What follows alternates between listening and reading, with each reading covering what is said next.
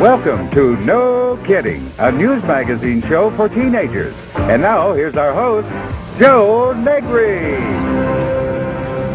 Thank you very much, Henry. Good morning, everybody. Wow, it's December the 6th, and boy, we really are right into the heart of the busy season, and things are really kind of hectic, and I'm sure you got plenty of things to do. This is a time when we seem to have all sorts of personal things to do, and besides that, there's all kinds of wonderful events that are taking place and all kinds of public things that are taking place. And today on the program, we are going to talk about two special things, one involving music, and you couldn't think of this time of year without music, and there's plenty of music that's going to be around from now until right through the holidays. And also our second subject deals with a very, very special project involving sharing and giving, and that's something that we all really think about at this time of the year. Here we're back, and we have two absolutely spectacular looking girls who are both with the Salvation Army. I can't believe, I don't remember how handsome those uniforms are. They really are lovely. Are they new, or have they been redesigned? No, I think they're the same. They're the same? Yeah. Well, I think maybe I ought to introduce you to our friends at home. This is Marlena Cochran. Yes. Marlena? Yes. Okay. And Susan Francis. Yes. And you're both with the Salvation Army here in Pittsburgh? Yes. Yes. Now you have special titles? I mean, are you a certain rank or something? No, we're both just soldiers in the Salvation Army. Okay.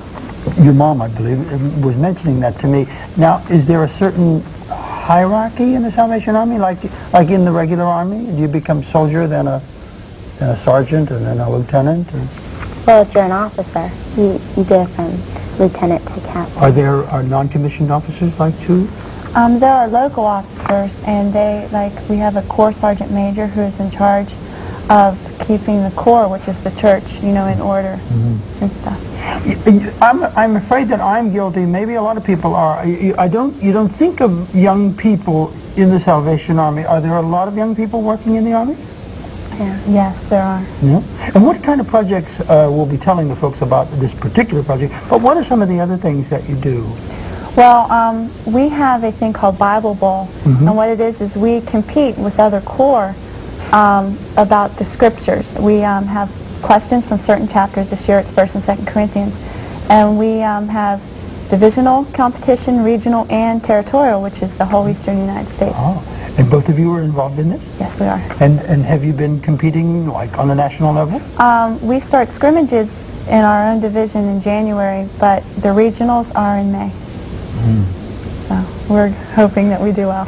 Well, we're here to talk about a particular project that has just been a wonderful thing for WTAE, and it's Project Bundle Up, and I'm sure that the folks have seen some and heard about it on the station.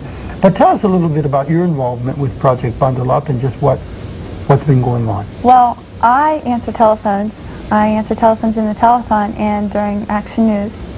And I'm also in charge of a fundraiser that our high school is doing to raise money for Project Bundle Up. So we have some young people who are being very active on Project Bundle Up. Let's tell the folks, in case they're not too sure, just what is it and what are we trying to accomplish?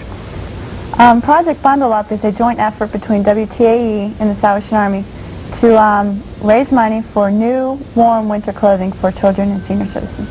Okay.